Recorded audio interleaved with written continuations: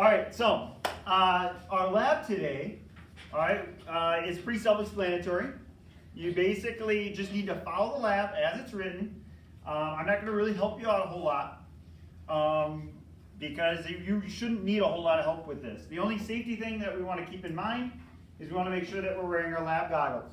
The other thing that I want to show you that you're going to need to know as you go through and you do the lab is you're going to need to know how to, we're going to use a funnel. We're going to use the process called filtering basically. And if you look, here's our filter papers. They're found at the center table. You're going to need one of these, and here's a little tip for you.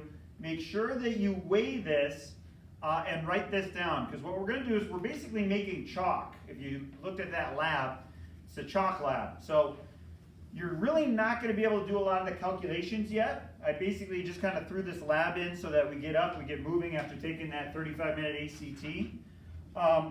So we're going to be making a chalk solution. Then we want to separate that solid chalk from the liquid. All right, so if you notice, here's our filter paper. I want to make sure I weigh this before I run chalk through it, because you can kind of imagine if this is sitting here, I run some chalk solution through it, that chalk is going to get into the pores. There's no like scraping it off to kind of go back in time to get an initial reading of how much this weighs at the start. Does that kind of make sense? So another thing that I want to point out is how to make a funnel. All right, because you notice that's not going to sit in there very well the way it's looking here. So I'm going to show you a little trick here.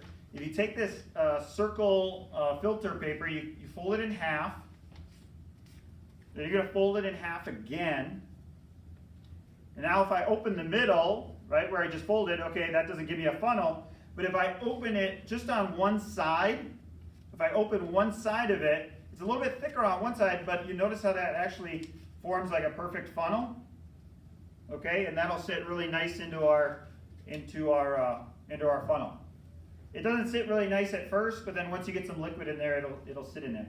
One other thing to note: don't overfill it. So if you the filtering process takes a little while, a little bit of time.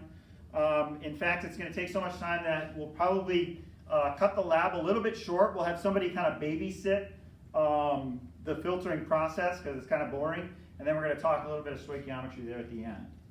All right, so do you have any questions? Okay, your lab partners are on the board.